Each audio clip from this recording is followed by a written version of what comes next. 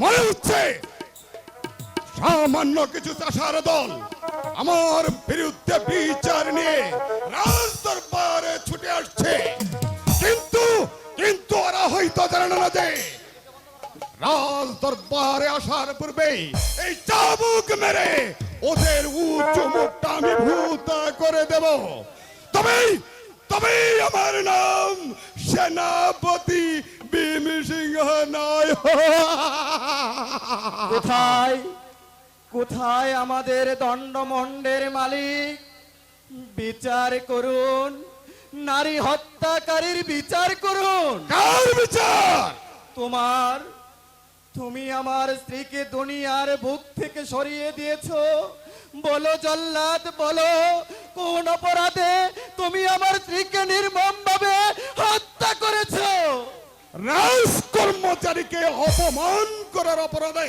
তাই তাই বলে তুমি তাকে হত্যা করবে? সেনাপতি ভীম সিংহ কোনদিন একটা কাল সাপিনীকে বাঁচতে দেয় না, কারণ সুযোগ পেলেই সে আবার ফেনা ধরবে। কাল সাপিনীকে আঘাত না করলে কখনো ফনা তুলতে পারে না শয়তান। শুনেছি তাই। তুমি আমার স্ত্রীর ইজ্জত নিতে উদ্যত হয়েছিলে কেন? ওর অপমানের জবাব দিতে। কি সেদিন আমি বাড়িতে ছিলাম না, নইলে পরের স্ত্রীর ইজ্জত নিতে উদ্যত হলে আমি তোর জীবনের লীলা শেষ করে দিতাম। এই এই চাবুকের আঘাতে আমি আমি তাকে পিষিয়ে মারব।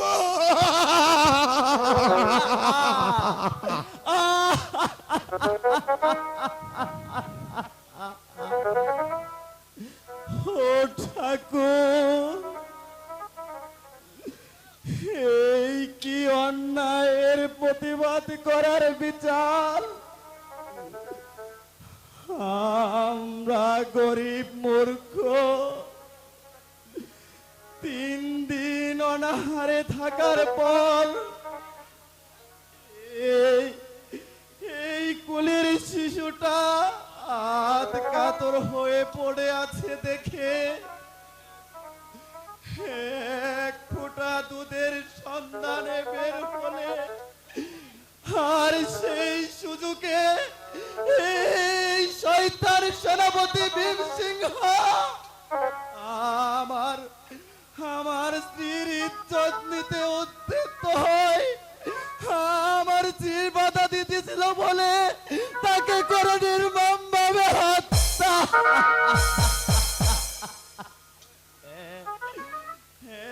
একটিবারও অবুঝ শিশুটির দিকে ফিরে তাকালো না, অবুঝ শিশুটির কোনো কাকতি মিনতি শুনলো না। তুমি এই জাল্লাতের বিচার করো ঠাকুর, তুমি এই জাল্লাতের।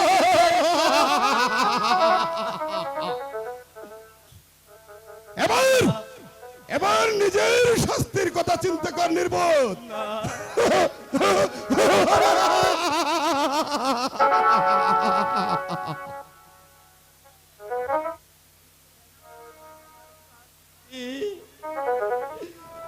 আমার শাস্তির কথা তো হয়ে গেছে। স্ত্রী এলো, শিশুটিও আজ তার মাকে হারিয়ে মরণাপন্ন। তারপর তুমি আমায় কি শাস্তি দেবে আর কি শাস্তি দিবে?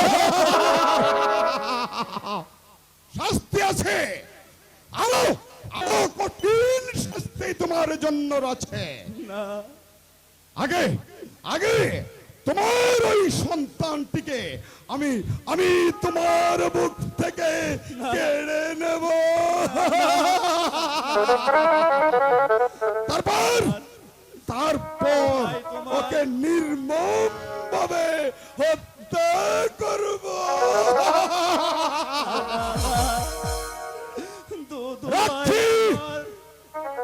আদেশ করুন হুজুর। না না না, ওকে তুমি মেরো না, মারতে হয় আমাকে এই দুঃস্ব পৃথিবী থেকে সরিয়ে দাও, তবু এই কচি শিশুটিকে তুমি বাঁচতে দাও।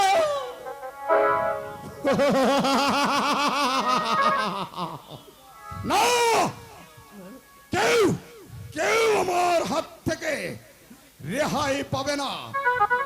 রক্ষী, আদেশ করুন হুজুর। নিয়ে যাও এই বাচ্চাটিকে। তাই যাচ্ছে হুজুর। না না, এ শয়তান, দোহাই তোমার, আমার হাতে তুলে দে।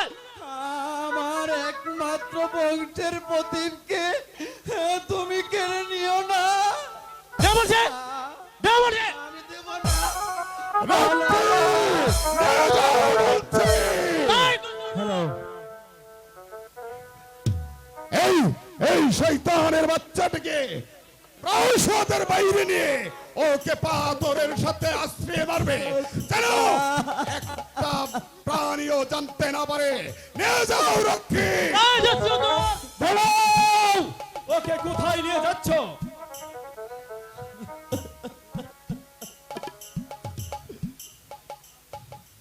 জমালয়ে পাঠাবে।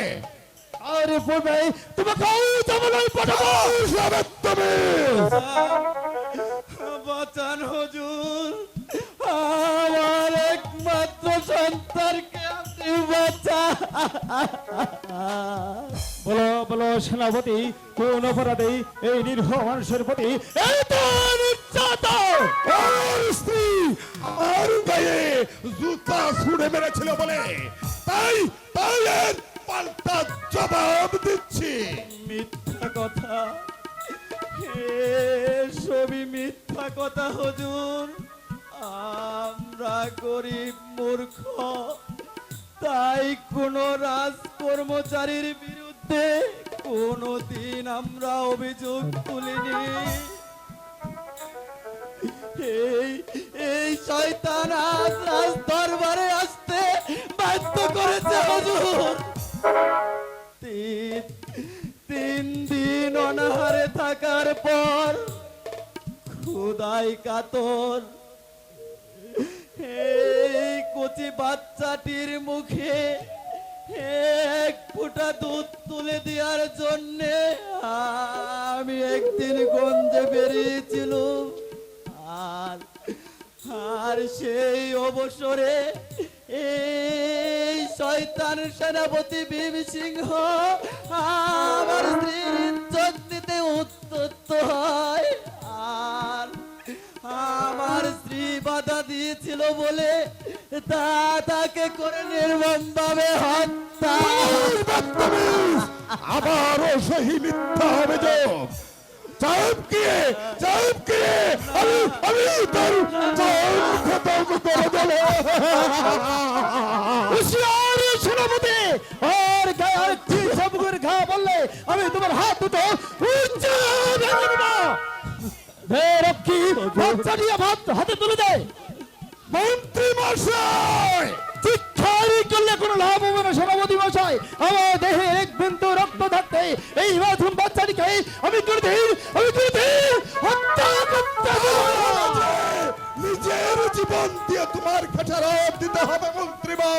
সেই ভয় আমার এই শয়তান আর যেইভাবে অনাহারি কৃষ্ণ মানুষের প্রতি চালিয়ে যাচ্ছে চাবুকের পর চাবুক, নিরীহ মা বোনদের উপর চালিয়ে যাচ্ছে পাশার গ্রেপ্তার, তা থেকে যদি এখনো বিরত না হও তোমার সেই লালায়িত ধারণা লিপ্ত ফেলেছিলে ওই কুকুরেই মুখে দিব। এক্ষুনি আমি তোমার জীবনের নীলা শেষ করে দেব। নিয়ে যাও রক্ষী। তাই যাচ্ছে হুজুর। শয়তানের বাচ্চাটিকে প্রাসাদের বাইরে নিয়ে যাও। হুজুর, হুজুর, আমার সন্তানকে নিয়ে গেছে হুজুর, আমার সন্তানকে নিয়ে গেছে। যাক, আগে এই শয়তানটাকে শান্ত করে নেই, তারপর দেখবো রক্ষীকে। বেশ, আমিও তোমার শক্তির পরীক্ষায় নিতে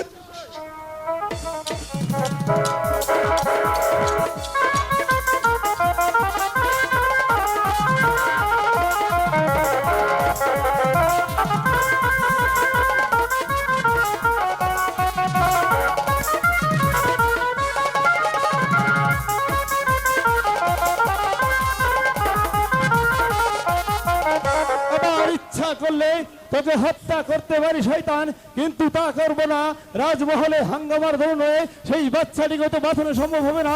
তবে তবে যাওয়ার বেলায় তোকে বলে যাচ্ছি শয়তান, দ্বিতীয়বার কোনো নারীর প্রতি হাত বাড়ালে এই মন্ত্রী নকুল দেবের হাত থেকে তুই পাবি না।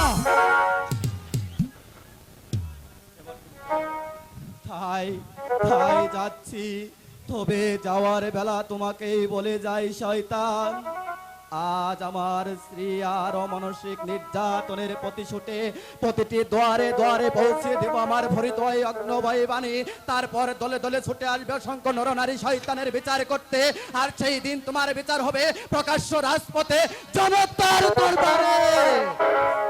এবার আমি সেই নির্যাতীয় চাষাদের কণ্ঠের সাথে কণ্ঠ মিলে তোকে বলে যাচ্ছি শয়তান, চাবুকের কষাঘাতে যেইভাবে ক্ষুধার্ত মানুষগুলোকে পাগল করে তুলে দিয়েছ, সেই মৃত্যু কামনা না করে আমি তোর বিচার করবো নিজ হাতে এই জনতার দরবারে। আমি এই বিচারের পূর্বেই তোকে আমি এই দুনিয়ার বুক থেকে চির বিদায় করে দেব। তবেই তবেই আমার নাম সেনাপতি ভীমসিংহ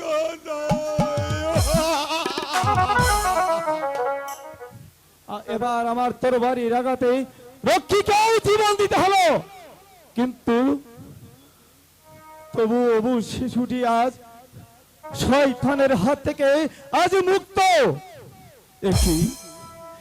একই মৃত্যুর ভয়ে শিশুটি দেখছি হিমশিম খেয়ে গেছে। না না না, এখনই ওর মার হাতে তুলে দিতে হবে। মার স্নেহ যত্ন পেলে পুনরায় ফিরে পাবে তার সুস্থ জীবন, তার সুস্থ জীবন। তুমি কি শুনেছ? তোমার ভালোবাসার বন্ধনে আমি আমি যে একেবারে হারিয়ে গেছি। তাই তো তোমার ভালোবাসা ছিন্ন আমি যে করতে পারছি না। কেন তোমাকে আমার এত ভালো লাগে জানি, তা তুমি বলবে না।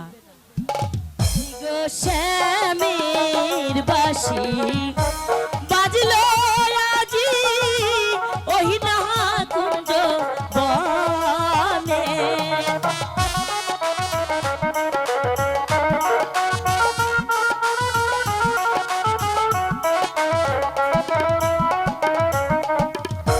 বাঁশির সুরে বাজলো আজি রাধিকার মোহনে গো, রাধিকার মোহনে।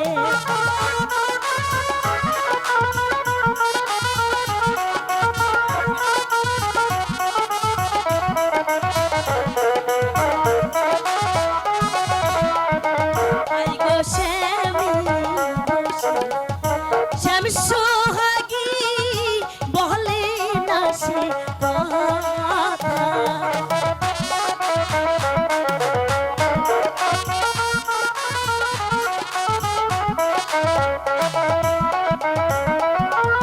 কৃষ্ণ কৃষ্ণ ডাকে আজি দাও আমারে দেখা গো, দাও আমারে দেখা।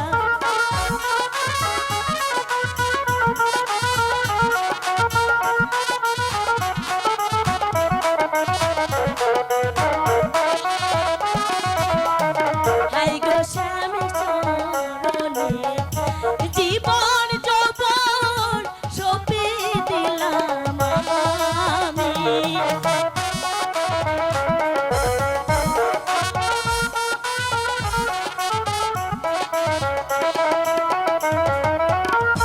শ্যামের দেখা পাইলে আজি বলবো মনের কথা গো, বলবো মনের কথা।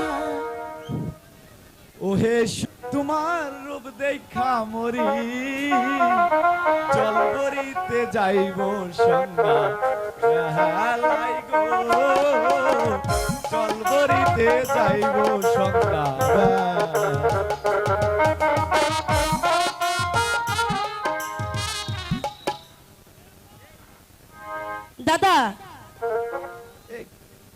তোর সুরের সাথে একটু তাল মিলিয়েছিলাম কি, এই কি আর? জানো দাদা, তুমি না আজকাল ভারী অসভ্য হয়ে গেছো। কি আমি অসভ্য? হ্যাঁ, আজকের এই আনন্দের দিনে একটু আনন্দ করছি বলে আমি অসভ্য হয়ে গেলাম? যাক, তাহলে আর বলছি না। আরে আরে শোনো শোনো শোনো, কোথায় যাচ্ছ দাদা? সে বললে না তো কি আনন্দের কথা? তোর খুশির সংবাদ। খুশির সংবাদ? জি। বলো না দাদা, আমার লক্ষ্মী দাদা, বলো না। না, আমি বলবো না। না, তোমাকে বলতেই হবে, না বললে আমি তোমাকে ছাড়ছি না। বলো বলো বলো, আরে বলো না। আর শোন, রাধার প্রেমে শ্যামকে শক্ত করে একটা ব্যবস্থা যে হয়েই গেছে। কি এসব আজে বাজে কথা বলছো? কিসের শ্যাম আর কিসেরই বা রাধা? আমি তো কিছুই বুঝতে পারছি না। আহা! আরে বোকা মেয়ে, এত সহজ কথাটা তুমি বুঝতে পারলে না? মহারাজ, বাবা মহারাজ চঞ্চল কুমারের সাথে তোমার বিয়ের ব্যাপারটা বাবার সাথে পাকাপাকি করে ফেলেছে। সত্যি বলছো দাদা? সত্যি না, তুমি কি মিথ্যা বলছি রে বোকা মেয়ে? সত্যি বলছো? জি জি। না না, আমি তোমার কথা বিশ্বাস করতে পারছি না। আমি আসছি দাদা। এই কই চলে যাচ্ছিস রে? ও, বিয়ের সংবাদ শুনে ওই কুঞ্জবনে ছুটে যাচ্ছ নাকি রে? দাদা, ভালো হবে না আমাকে বলেছি। মিষ্টি খাওয়াবে না? মিষ্টি কেন খাওয়াবো? এত পরিশ্রম করে এত রাজার পুত্রবধূ হবার সংবাদটা নিয়ে এলাম, আর তুই আমাকে মিষ্টি খাওয়াবে না? একেই বলে নিজের খেয়ে পরের উপকার করতে নেই। উপকারটাকে তুমি সাধে করেছো দাদা। আমি যদি রাজার পুত্রবধূ হই আর তুমি হবে যে তার সুমন্দি, হ্যাঁ? এটা কি মিষ্টি খাওয়ার চাইতে কম হলো দাদা? এটা তো আগে ভেবে দেখিনি। তুই রাজকুমারের পুত্রবধূ হলে আমি তো তার সুমন্দি। যাক, তাহলে এই সুখ সুখ আমি এই শুভ সংবাদটির জন্য বাবাকে একটা প্রণাম দিয়ে আসি। ও হে সুন্দরী, তোমার রূপ দেখা। দাদা, তা জানো কি, রোজ এসে এসে আমাকে জ্বালাতন করে। হবু শুনেছো দাদা কি বলে গেল? আজ নাকি তোমার সঙ্গে আমার না বলবো না।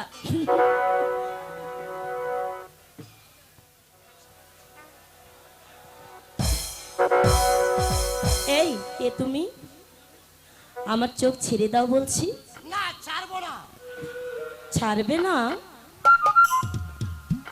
তবে রে, আরে তুমি? আরে না এসেতে থাকতে পারছি না নয়নমালা। তোমার কাজল টানা চোখের ইশারায় আমাকে যে পাগল করে তুলেছে। আমি বিশ্বাস করতে পারছি না। কেন নয়নমালা? তাই যদি হবে তাহলে তোমার কাছ থেকে আমি দূরে থাকবো কেন? আমাদের এই লুকোচুরি খেলা কোনোদিন কি অবসর হবে না? আর আমাদের লুকোচুরি খেলতে হবে না নয়নমালা। এবার থেকে তুমি হবে আমার, আর আমি হব তোমার। সত্যি বলছো? জি, সত্যি বলেছি। তুমি আমার হবে বধূ, আমি তোমার ও, আমি তোমার স্বামী।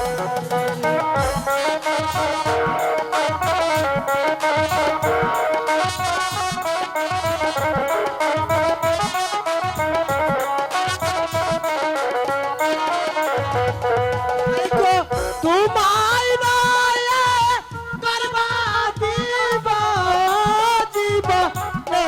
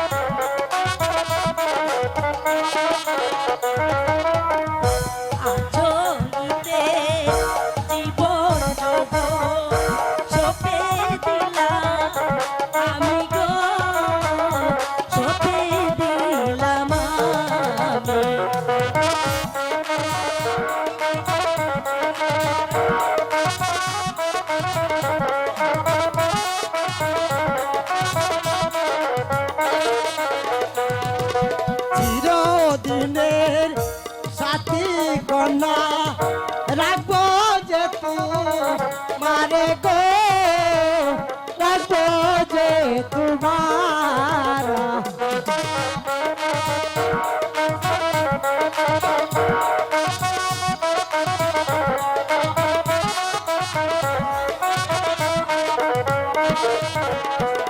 এই গো আমি তোমার স্বামী হয়ে থাকবো চির।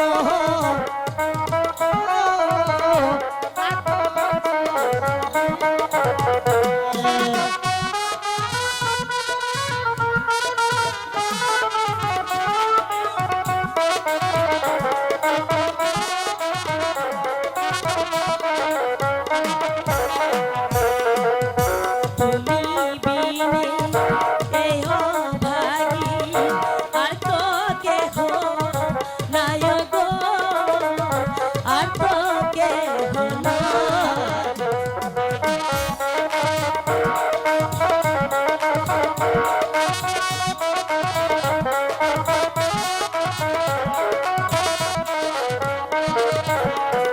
তাই গো সারা জীবন থাকবো আমি তোমার হয়ে দাসী গো, তোমার হয়ে দাসী। তুমি হবে আমার আমি তোমার স্বামী গো, আমি তোমার স্বামী।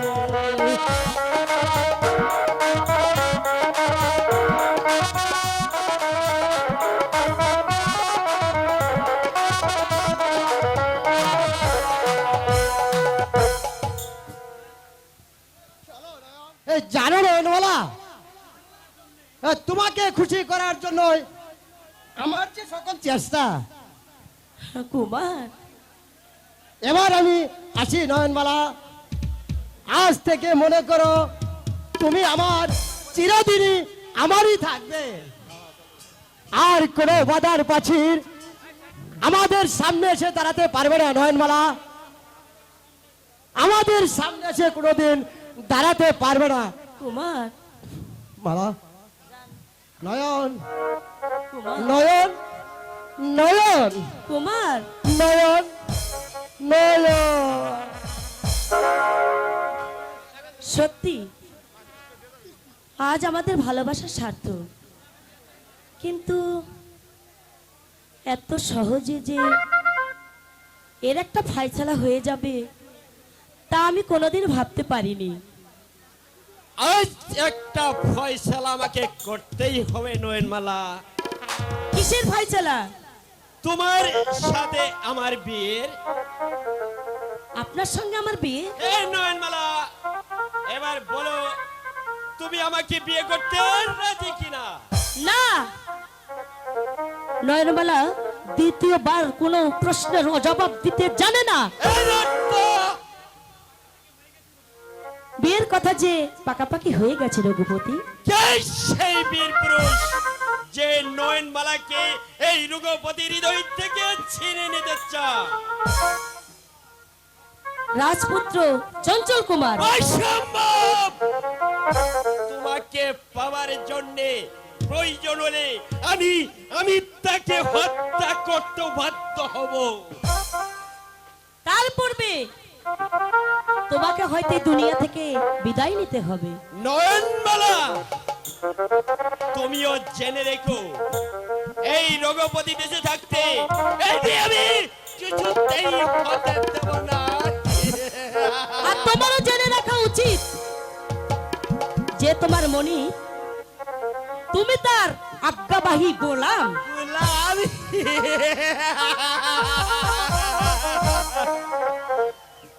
এই গোলামের পদতলে তোমার সর্বস্ব ফিরিয়ে দিতে হবে নয়নমালা, কারণ না, এই রঘুপতি যাকে চাইবে তাকে বুক না করে কিছুতেই ছাড়বে না।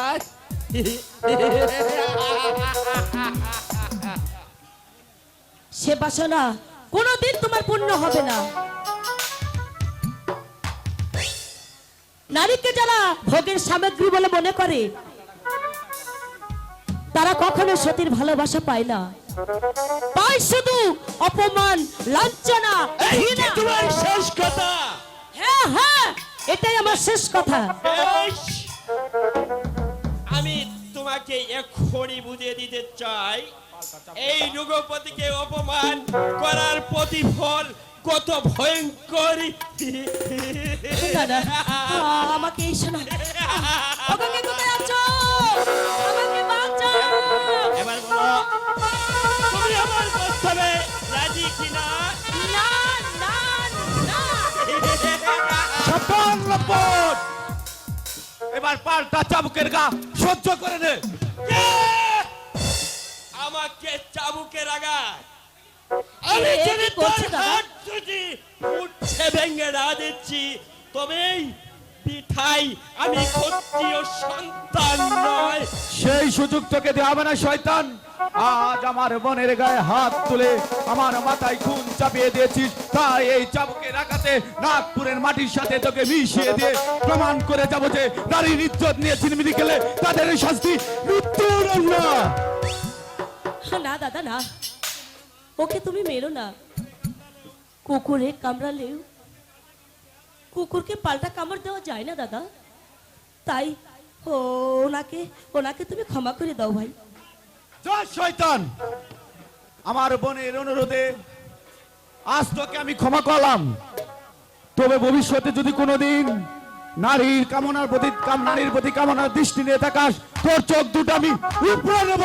বেশ, তবে তুমিও জেনে রেখো চন্দন, আমি চলে গেলেও এই অপমানের প্রতিশোধ আমি নেবই নেবই।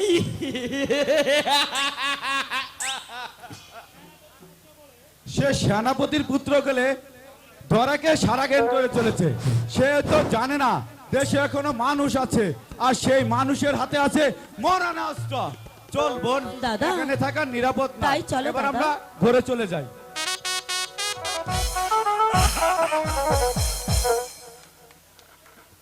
যে লাল চাঁদকে সবাই একদিন সমাজের শিরোমণি বলে সম্মান করত, সেই যে লাল চাঁদের অন্তর ছিল গঙ্গা জলের মতো পবিত্র, সেই লাল চাঁদ আমাদের ডাকাত। কিন্তু কেন কার ষড়যন্ত্রে আমি এই কিন্নপদ বেছে নিলাম, এর জবাব কেউ দিতে পারবে না।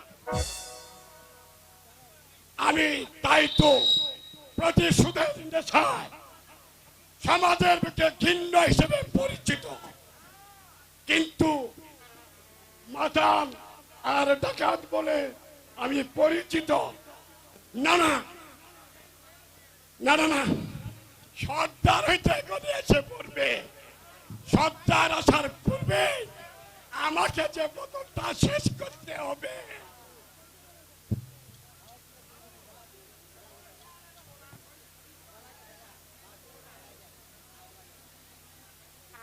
লালু, এই চাবুকের আঘাতে ওকে আজ আমি পিস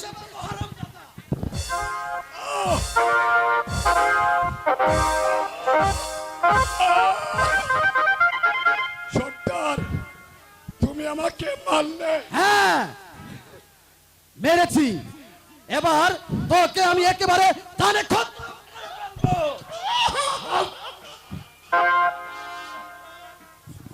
সর্দার, আমার কি অপরাধ? তুই একটা চরিত্রহীন মাতাল। যাদের মনুষ্যত্ব কলঙ্কের কালিমায় ঢাকা পড়ে যায়, তাদের নাম শুনলে সমাজ গেলায় মুখ ফিরিয়ে নেয়। আর আমি সামান্য একটি মদ খেতে গিয়েছি, এটা কেন অপরাধ হবে সর্দার? হ্যাঁ, সমাজ আমাদেরকে ঘৃণায় ধিক্কার দিলেও, ঘৃণ্য ডাকাত বলে তিরস্কার করলেও, এই কালো ডাকাতের ধর্ম হবে নির্বুজা আর অন্যায়ের প্রতিবাদ করে বোকা মানুষের মুখে এক মুঠো অন্ন তুলে দেওয়া। তাই আমার এই নীতির বিরুদ্ধে যেই কাজ করবে তাকে আমি এই দুনিয়ার বুক থেকে নিশ্চিহ্ন দেব। আমার অপরাধ ক্ষমা করো সর্দার। এই এই আমি তোমার পাশে শপথ করছি, আর কোনোদিন তোমার নিজের বিরুদ্ধে কাজ করব না, করব না। বেশ। তবে তুমি আমার আদেশ চিরদিন মনে রাখবে। সর্দার, তাই তো আমি তোমার দলে ভর্তি হয়েছি। হয়তো কোনো প্রতিহিংসার বশবর্তী হয়ে তুমি এই দস্যুবৃত্তি গ্রহণ করছো, তাই না সর্দার? সরল সোজা মানুষ, হ্যাঁ হ্যাঁ হ্যাঁ, আমি একদিন তাই ছিলাম রে লালু, আমি একদিন তাই ছিলাম, কিন্তু কিন্তু সর্দার, তোমার মনের ভাষায় বুঝতে পেরেছি তুমি অত্যন্ত একজন ভালো মানুষ ছিলে। তুমি এবং শুনবে, একজন সৎ- তুই শুনবি, হ্যাঁ, বলো শোন। বলো সর্দার। আমি ছিলাম এক ক্ষত্রিয় মণ্ডল, ক্ষত্রিয় হলেও ছিলাম বড় গরিব। কঠোর পরিশ্রম করে স্ত্রীর অন্ন বস্ত্র আর শিশু কন্যার দুধ জোগাড় করতাম। তবুও কোনোদিনই কোনো অন্যায় কাজ আমি করিনি। ওই ঠাকুরের নাম না নেওয়া পর্যন্ত কখনো আমি মুখে অন্ন তুলিনি। তারপর সর্দার, তারপর 3 দিন অনাহারে থাকার পর খোদাই কাতর কচি কন্যাটির মুখে এক ফুটো দুধ তুলে দেওয়ার জন্যে আমি একদিন গঞ্জে বেরিয়েছিলাম। আর সেই সুযোগে শয়তান সেনাপতি ভীম সিংহ আমার স্ত্রীর ইজ্জত নিতে উদ্যত হয়। আমার স্ত্রী বাধা দিয়েছিল বলে তাকে করে নির্মমভাবে হত্যা।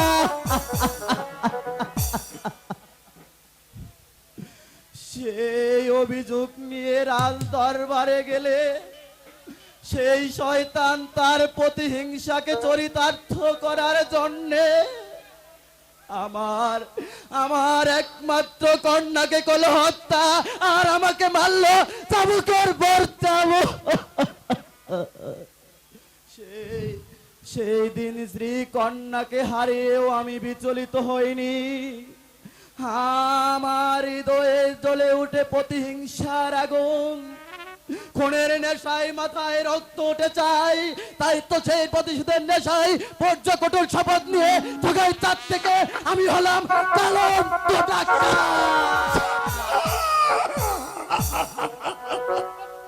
ভেরি গুড সর্দার। সর্দার, হ্যাঁ হ্যাঁ হ্যাঁ, আমি সর্দার, আমি ডাকাত, আমি হলাম সেই অত্যাচারী মানুষ আর জানোয়ারদের কালন্ত দুশ্মন।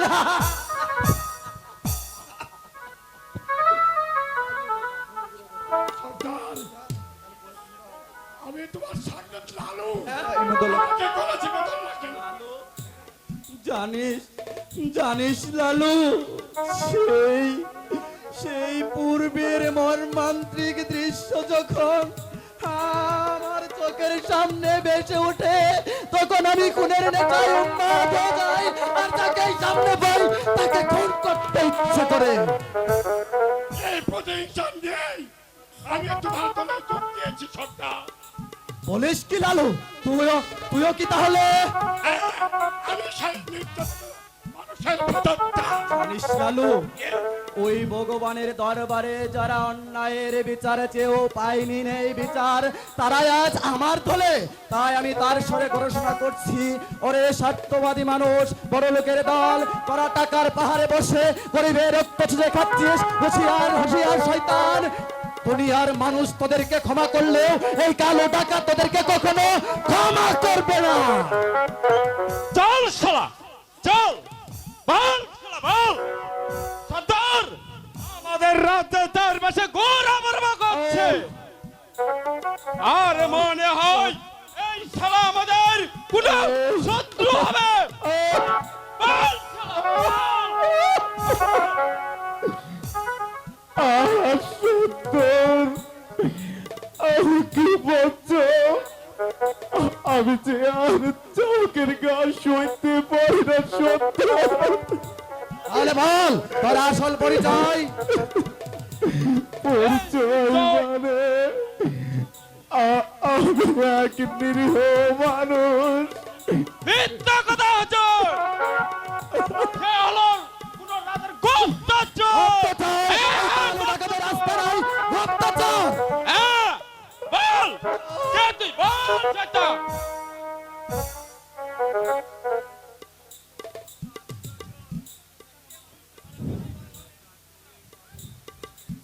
চুপ কর। দ্বিতীয়বার দেবতার নাম উচ্চারণ করলে আমি তোকে তারে খতম করে ফেলবো। বল কে তুই, কেন তুই এখানে এসেছিস?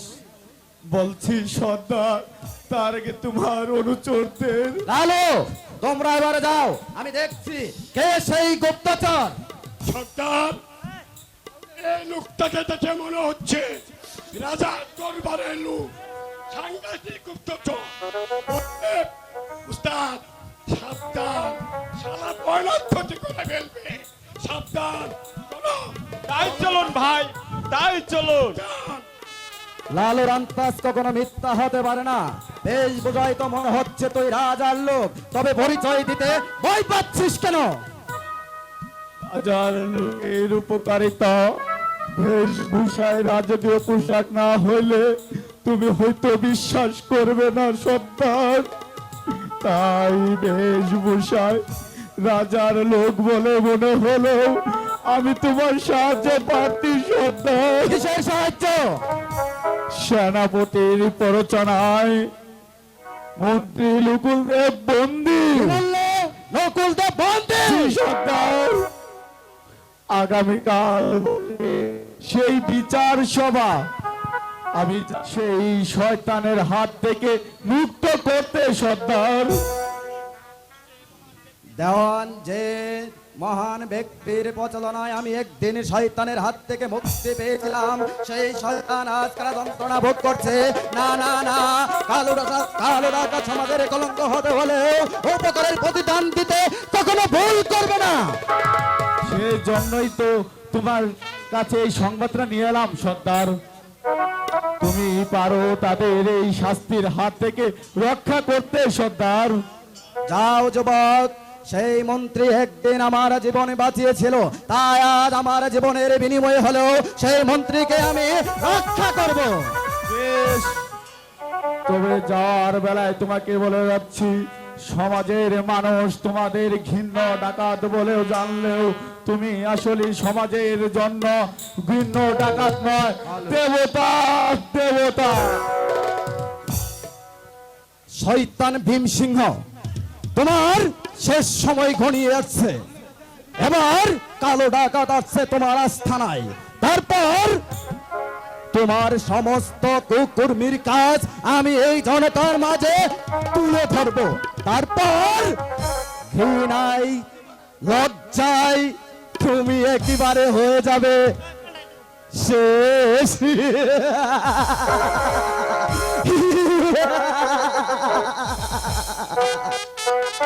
আজ দুদিন যাবত ফুল নিয়ে আসতে পারেনি বলে রানীমা হয়তো রাগ করে বসে আছে। আর রাগ হবে না কেন? আমার হাতে ফুল না পেলে রানীমা যে পূজাই সম্পন্ন হয় না। যাকে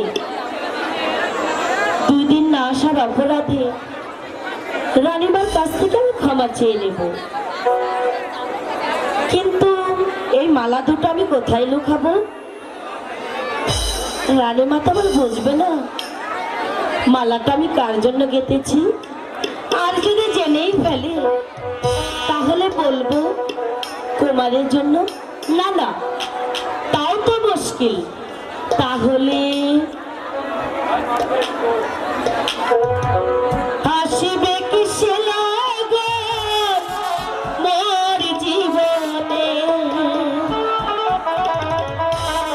মিলনের সাথ জাগে বন্ধু। কুঞ্জবনে তোমার শানে মিলন বন্ধু আসিবে কিসে লগন মোর জীবনে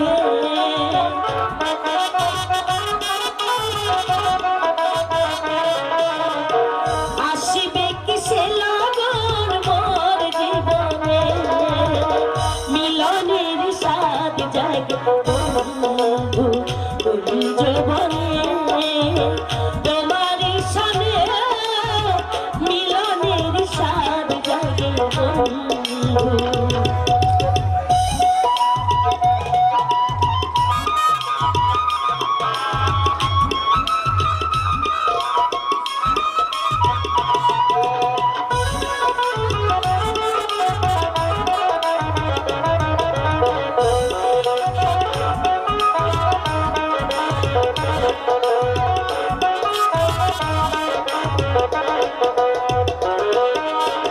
তুমি আমার কত সাধনা সে কথা তুমি কি বোঝো না তুমি যে আমার কত সাধনা সে কথা তুমি কি বোঝো না দিনে গল কেটে যায় কত স্বপ্নে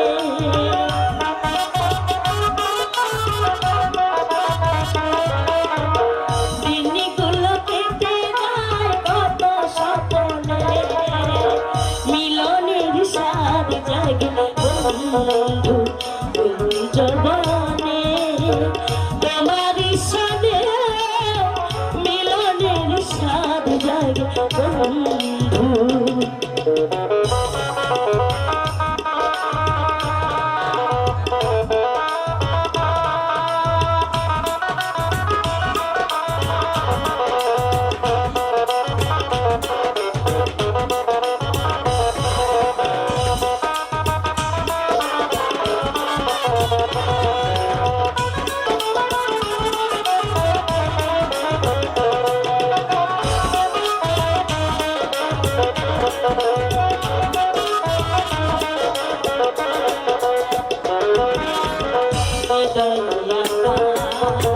তোমার ছবি সারা বেলা তোমাকে ভাবি হৃদয়ে তোমার ছবি সারা বেলা তোমাকে খুঁজি জানি না তা পূর্ণ হবে কেমন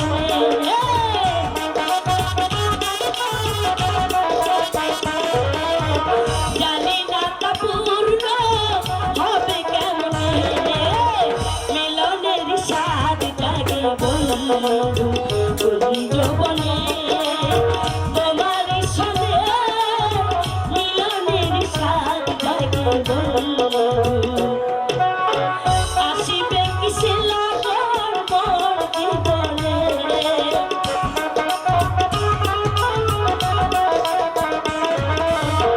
আসিবে কিসে লাগন মোর জীবনে মিলনের সাথ জাগে বন্ধু জীবনে তোমার সনে মিলনের সাথ জাগে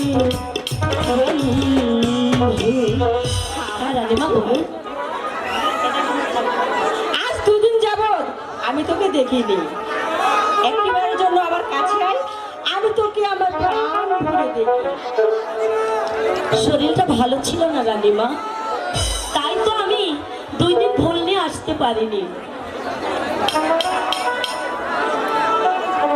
তুই সামান্য হলেও তুই যে আমার মেয়ের মতো মা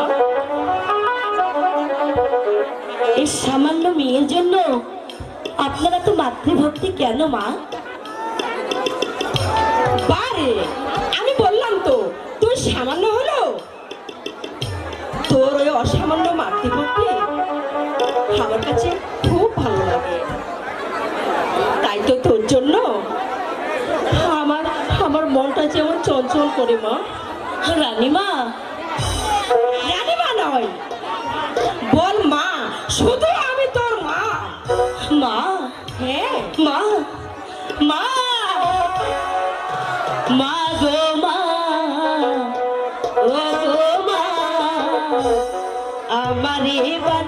তুমি দিওয়ানা মা গো মা ও গো মা আমারই বানাইলা তুমি দিওয়ানা মা গো মা ও গো মা আমারই বানাইলা তুমি দিওয়ানা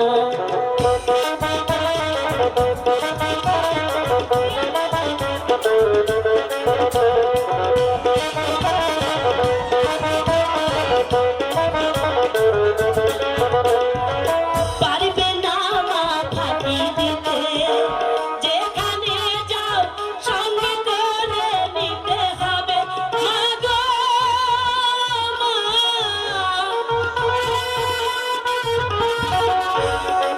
পারবে না মা ফাঁকি দিতে যেখানে যাও সঙ্গে করে নিতে হবে আমি দুনিয়া ছেড়ে যেতে পারি দুনিয়া ছেড়ে যেতে পারি তোমায় আমি ছাড়বো না মানে তোমায় আমি ছাড়বো না মা গো মা ও গো মা আমারই বাংলা তুমি দিওয়ানা মা গো মা ও গো মা আমারই বাংলা তুমি দিওয়ানা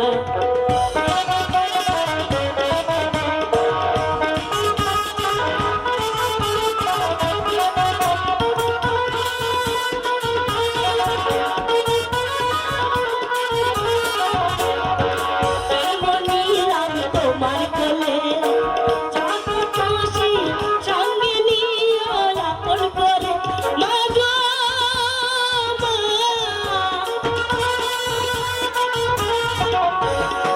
জন্ম নিলাম তোমার কোলে স্নেহ মায়া আদর করে যতন করে আমি দুনিয়া ছেড়ে যেতে পারি দুনিয়া ছেড়ে যেতে পারি তোমায় আমি ছাড়বো না মাগো তোমায় আমি ছাড়বো না মা গো মা ও গো মা আমারই বাংলা তুমি দিওয়ানা মা গো মা ও গো মা আমারই বানাইলা তুমি দিওয়ানা কিরে অসভ্য আমি তো ভেবেছিলাম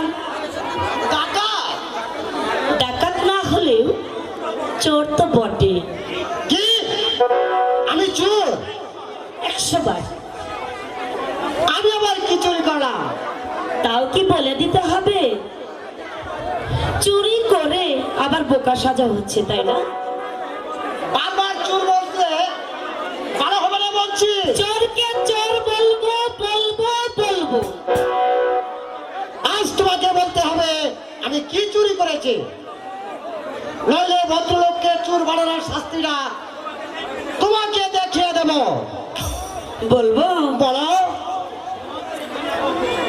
হাই গো মন চুরি লিয়া বন্ধু শিকার করলো না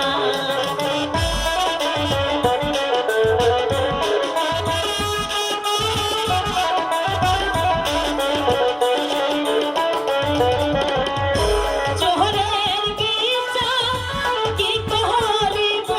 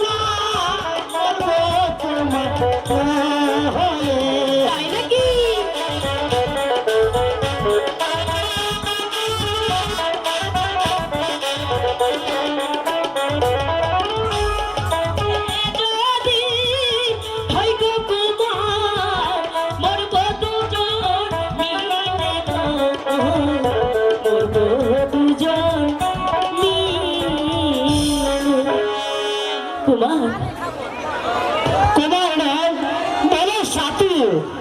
সাথী জানেন আর আমাদের মেলামেশার আর কোনো বাধার কারণ নেই। এর অর্থ কি? আমাদের বিয়ের সব ব্যবস্থা হয়ে গেছে নয়নমালা। তার মানে মাত্র আর কটা দিন, তারপর তোমাকে বধূ হিসেবে আমার ঘরে তুলে আমরা সংসার করব। মাত্র 6 মাস আমি প্রাসাদে ছিলাম না বলে সৌখার্য প্রজাদের আত্মচিৎকারে আকাশ বাতাস কাঁপিয়ে তুলেছে। কারো পেটে নেই ভাত, পরনে নেই কাপড়, আর কারণে মাথা গোজাবার এতটুকু স্থান। কিন্তু কেন কেন আমার রাজ্যে এত হাহাকার? যাদের চক্রান্তাই হোক না কেন, আমি সেই জালিমদের কঠোর বিচার করব। করতে হবে মহারাজ। ওই দুর্নীতি বাদশাহী সামনে বিচার না হলে আপনার দরবারে শান্তি ফিরে আসতে পারে না মহারাজ।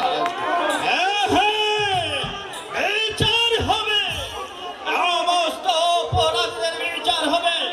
যে আমার বিচারে অপরাধী তাকেই ভোগ করতে হবে দৈবানের শাস্তি। এবার বলো ভীম সিংহ, আমার কর্মচারীদের মধ্যে সেই দুর্নীতি মন্ত্রী নকুল দেব যাহাকে বিশ্বাস করে এই রাজ্যভার আমি তার হাতে তুলে দিই। কিছুদিনের জন্য বাহিরে গেছিলাম, সেই আজ বাজারের মাঝে করে দিতে এই সময় আমার বলে আমি তাকে ক্ষমা করব। করতে হবে মহারাজ। এইবার বলো ভীম সিংহ, হুকুম মন্ত্রী নকুল দেব কোথায়? মহারাজ, দুর্নীতির দায়ে আমি মন্ত্রী নকুল দেবকে বন্দী করে ওই কারা কক্ষে বন্দি করে রেখেছ? বাবা, তো আজ আমি তোমার সৎসাহসের প্রশংসা না করে আমি পারছি না। এবার বন্দিকে বিচার দরবারে আনার এই কে আছিস? মন্ত্রী নকুল দেবকে দরবারে পাঠিয়ে দে। বিচার করুন মহারাজ, শয়তানের বিচার করুন। দেশের শয়তান বিনা অপরাধে আমার হাতে শিক্ষক তুলে দিয়েছে সেই শয়তান ভীম সিংহ। অপরাধীকে শাস্তি দিন। নিজের দোষ অন্যের ঘরে চাপানোর চেষ্টা করলে আমি চাপকে সাবধান গাতা তাবুকের গা উঠলে আমি তোমাকে হত্যা করব। তুই সামান্য দস্যুরে এত বড় সাহস? সাহস আছে বলেই তো জেনে শুনে সিংহের গোবরে প্রবেশ করেছি। বেশ, এসেই যখন পড়েছিস তবে নিজের শাস্তিটা এবার বুক করে যা। আমিও সেই শক্তির পরীক্ষা নিতে চাই শয়তান। বেশ, দেখি কার বাহুতে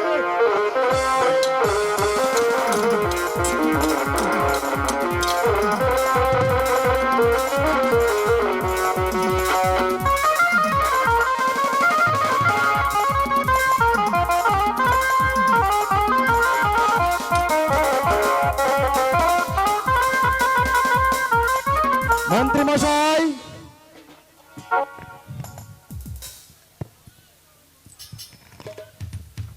এবার অস্ত্র কানা হাতে তুলে নিন। আমি তাই করছি। এবার চলে আসুন আমার সাথে। আমি তাই করছি। রাজবন্দীকে পালিয়ে যাওয়ার অপরাধে আমার বিচার থেকে তুমি কিছুতেই রেহাই পাবে না। তার পূর্বে বিচার করুন তাকে। 3 দিন অনাহারে থাকার পর কচি শিশুর দুধের সন্ধানে বের হলে যে শয়তান সেই শিশুর মাকে হত্যা করে আমার জীবনটাকে বরবাদ করে দিয়েছে সেই শয়তান শয়তান ভীম সিংহ দাস। আমার দর্শক মিথ্যা বলার অপরাধে আমি আমি তোমাকে হত্যা করব। সে ভয় আমার নেই শয়তান, যার স্ত্রী হলো লম্পটের হাতে নিহত, কচি শিশু দিল অনাহারে জীবন, তার আর কিসের ভয়? আর মৃত্যু সে তো অনেক পূর্বেই হয়ে গেছে, তাই মৃত্যুর ভয় আমার অন্তর নাই শয়তান।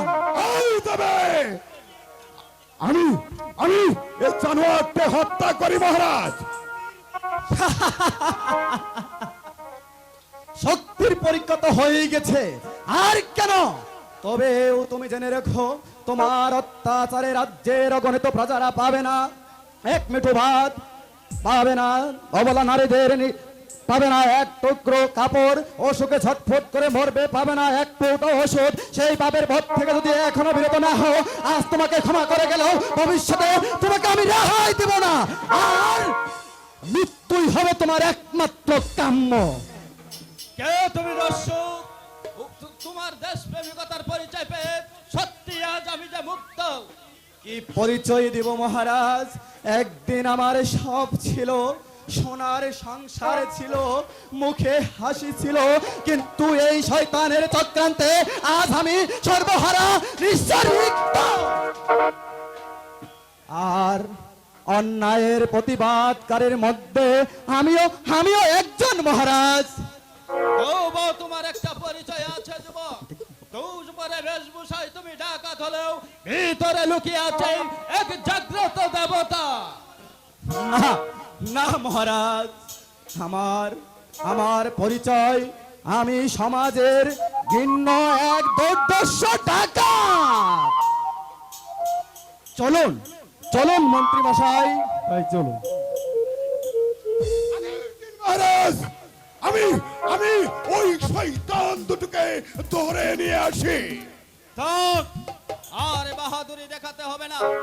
এবার আমি ভালো করে বুঝতে পেরেছি কে সেই চক্রান্তের নায়ক। আর সব কিছু জেনেও বিচার ক্ষেত্রে আমি পরাজিত। তবে তুমিও জেনে রেখো যুবক, আমার অবর্তমানে তুমি অনেক কীর্তি করেছো, আর এগিয়েও না, তাহলে তোমার মৃত্যুকে কেউ রোধ করতে পারবে না।